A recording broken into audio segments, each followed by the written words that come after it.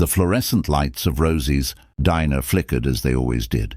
Around 9 p.m., casting dancing shadows across the worn linoleum floor, Sarah Chen wiped down table 7 for what felt like the 100th time that shift, her feet throbbing in shoes that had seen better days 3 years ago.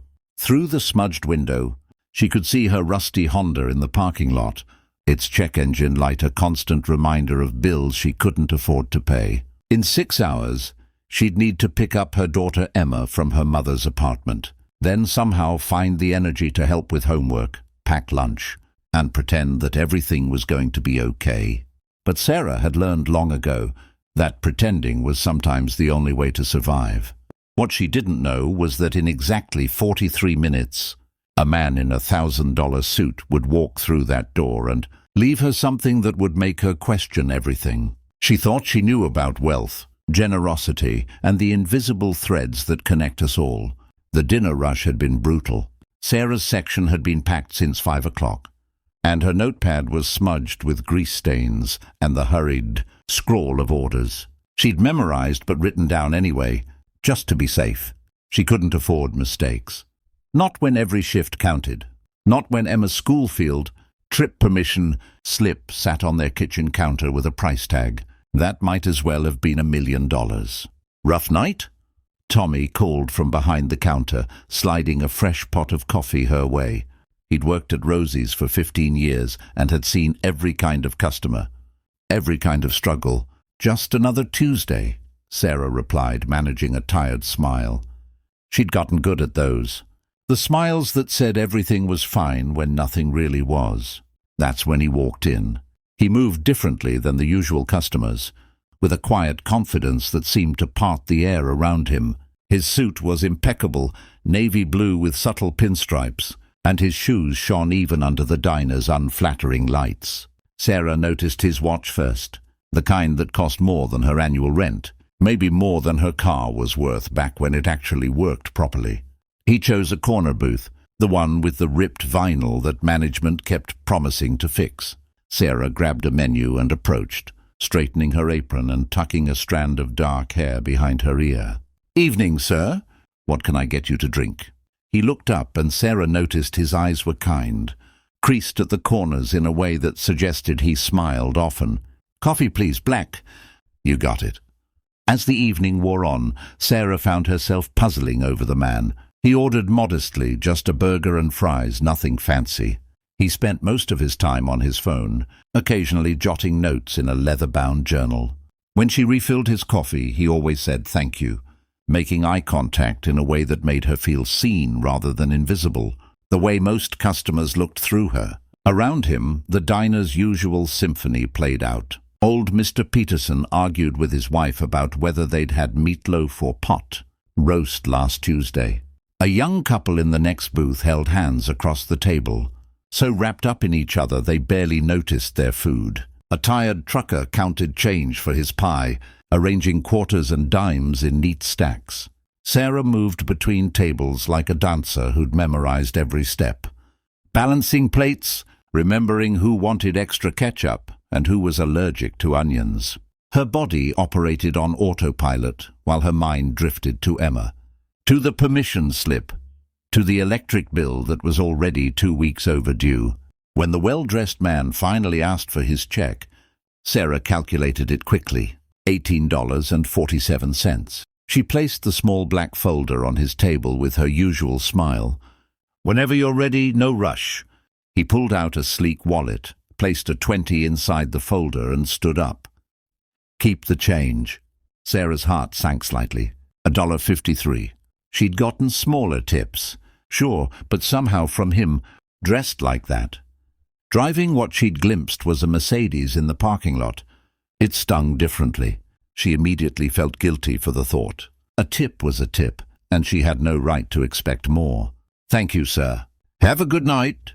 He nodded, offered that kind smile again, and walked toward the door. Sarah watched him leave, then turned back to the table to clear it. That's when she saw it. Under his plate, partially hidden by the napkin dispenser, was an envelope, cream-colored, expensive-looking, with weight to it. Her name was written on the front in elegant script. Sarah. Her hands trembled as she picked it up. Around her, the diner continued its usual rhythm, but Sarah felt frozen in place, as if the moment had crystallized into something surreal. She looked toward the door, but the man was gone. She opened the envelope carefully. Inside was a letter, handwritten on thick stationery, and a check. Sarah looked at the check first, because that's what her practical, exhausted brain told her to do, and she had to read it 3 times before the numbers actually registered. $50,000. The diner tilted. Sarah grabbed the edge of the booth to steady herself, her breath coming in short gasps. This couldn't be real. It had to be a mistake, a joke, maybe a fake check from some cruel prank. But the paper felt real, the bank logo embossed and official. With shaking hands, she unfolded the letter. Dear Sarah, you don't know me, but I know something of your story. 6 months ago, I was having the worst day of my professional life. A business deal had fallen through. I'd lost millions, and I felt like everything I'd built was crumbling. I stopped at this diner, sat in this same booth, and contemplated whether any of it was worth it. You served me that night. You were kind when you had no reason to be, cheerful despite obviously being exhausted.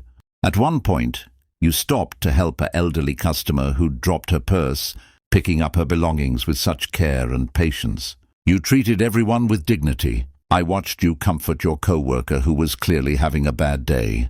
I heard you call your daughter, telling her you loved her and would be home soon to help with her project, even though your shift didn't end for 3 more hours. I asked Tommy about you after you served me. He told me you were working double shifts, that you were one of the hardest workers he'd ever known, that you never complained even though you were raising a daughter, alone and going to community, college whenever you could grab a class. That night, you reminded me why I got into business in the first place. Not for the money, but because I wanted to create opportunities, to help people, to make a difference. I'd lost sight of that somewhere along the way. I rebuilt everything after that night. Different this time, better. More focused on people than profits. And I never forgot the waitress who reminded me what truly mattered. I've watched from afar since then. I know you've been struggling. I know about Emma's medical bills from last year. I know you've been saving for her education while barely able to pay your own. This isn't charity. This is one human being recognizing another human being's worth. You gave me something priceless that night 6 months ago, and I wanted to return the favor. The check is real. Use it however you need. Pay off debts. Take care of Emma. Finish your degree. The only thing I ask is that when you're able, when you're stable and thriving, you pay this forward. Find someone who needs help and help them. Not because you owe me, but because that's who you are. Your kindness changed my life. I hope this changes yours. With deepest respect, Marcus Wellington. Sarah read the letter twice, then 3 times, tears streaming down her face. Her legs finally gave out and she sat down hard in the booth. The letter clutched to her chest. Sarah, you okay? Tommy appeared beside her, concern etched on his weathered face. She couldn't speak. She just handed him the check. His eyes went wide. Sweet mother of Sarah, is this real? I think so, she whispered. I think it's real. The next few minutes were a blur. Tommy called the manager. They called the bank's after-hours line to verify the check. It was legitimate. $50,000 made out to Sarah Chen, signed by Marcus Wellington, CEO of Wellington Industries. Sarah sat in that booth and thought about all the times she'd wondered if any of it mattered. All those nights she'd dragged herself through shifts on 3 hours of sleep. All those times she'd smiled at rude customers, cleaned up messes, stayed late without complaint. All those moments she'd felt invisible, wondering if anyone saw how hard she was trying. Someone had seen, someone had noticed, and more than that, someone had been changed by it. She thought about Marcus Wellington, this billionaire who could have left a huge tip that first night 6 months ago, who could have helped her then. But she realized he'd done something more valuable. He'd learned from her, changed himself, rebuilt his priorities. And now, when he returned, he hadn't just handed her money. He'd written her a letter acknowledging her humanity, her struggle, her worth. That night after her shift ended, Sarah sat in her old Honda and called her mother. Mom, can you keep Emma until morning? I need to tell you something, but I need to do it in person. She drove through the quiet streets, her mind reeling with possibilities. She could fix the car, pay off the medical bills, put money away for Emma's college, maybe even finish her own degree. The burden she'd been carrying for so long suddenly felt lighter, not because the money solved everything, but because someone had recognized that the burden existed at all. But more than anything, Sarah thought about the last line of the letter. Pay it forward. She'd spent so long just trying to survive that she'd forgotten what it felt like to imagine thriving. Now, with this gift, she could do more than survive. She could build something, and someday she could be the person who saw someone else struggling and offered them a lifeline. 3 months later, Sarah stood in that same diner, but everything had changed. She'd paid off her debts, fixed her car, and enrolled full-time in college. Emma was thriving, her confidence blooming now that money wasn't such a constant source of stress. But Sarah still worked at Rosie's, at least part-time, not because she had to, but because she wanted to remember. She wanted to stay connected to the person she'd been, the struggles she'd faced, and she watched. She watched for the single parents working double shifts, the students scraping together change for coffee while they studied, the people trying so hard to keep it together, while the world seemed determined to break them apart. She started small, an extra generous tip left for a struggling server at another restaurant, groceries anonymously paid for a family ahead of her in line, a scholarship fund she set up at Emma's School for Families who couldn't afford field trips. One evening, a young waitress was serving Sarah, moving with that same exhausted determination Sarah remembered so well. She wore shoes that were falling apart and had dark circles under her eyes. When she brought the check, Sarah left a $100 bill and a note. I see how hard you're working. Keep going. It matters.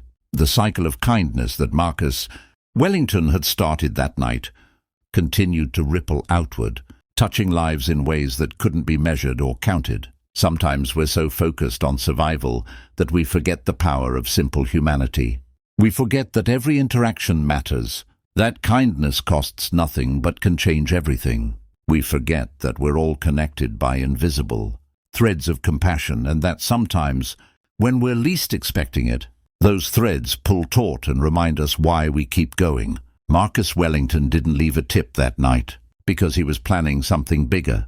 He was planning to acknowledge not just Sarah's service, but her humanity, her struggle, her worth. And in doing so, he created something that would ripple forward through time, touching countless lives in ways neither of them could have imagined.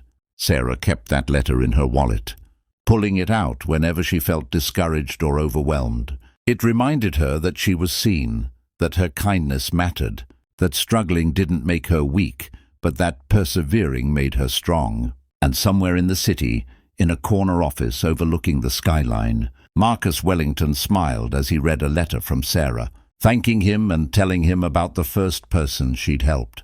The cycle would continue, and that was worth more than any business deal he'd ever closed.